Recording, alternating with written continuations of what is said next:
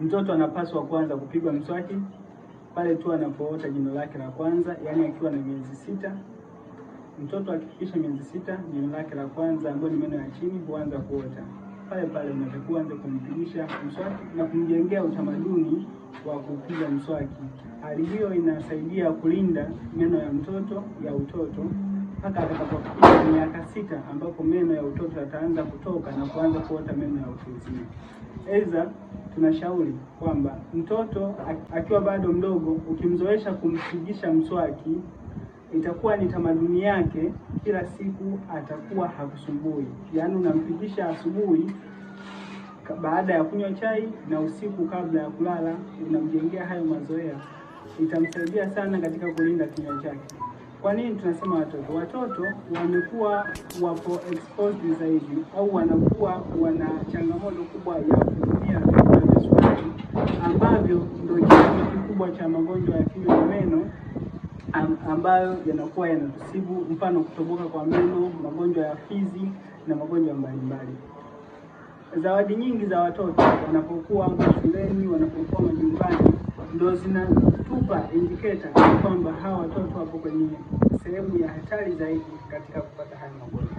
Na ukiangalia watoto wenye umri wa miaka 2 mpaka 5, utagundua meno yao mengi ni kisiki, yaani meno yameshaisha, ile hata rangi ishabadilika kabisa. Hiyo ni hali ya hatari kwa watoto. Lakini ukifuatilia vizuri utagundua kwamba usafishaji wao wa kinywa ni mbovu, yaani hawapigi mswaki unavyopaswa, lakini vile vile wanatumia vyakula vya sukari kwa wingi sana. Kikawaida unatakiwa unapotumia vyakula vya sukari, basi usikutue vizuri au upige mswaki ili kuruhusu wale wa bakteria au wadudu wanaoshambulia kinywa na meno kuweza.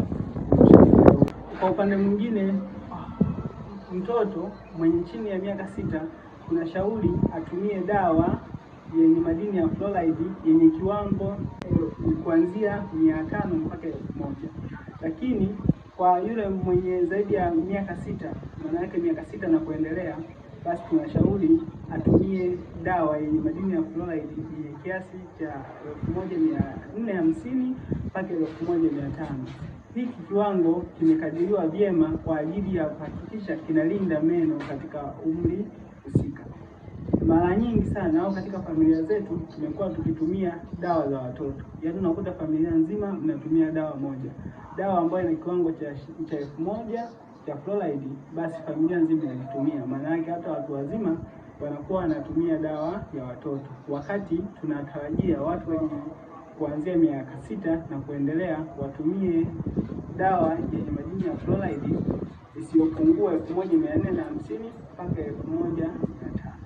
Hivyo basi tunaomba na kuwaasa sana, mnapoenda madukani jaribu kuangalia dawa ambazo zina madini ya fluoride ya kutosha kwa ajili ya kulinda meno yetu.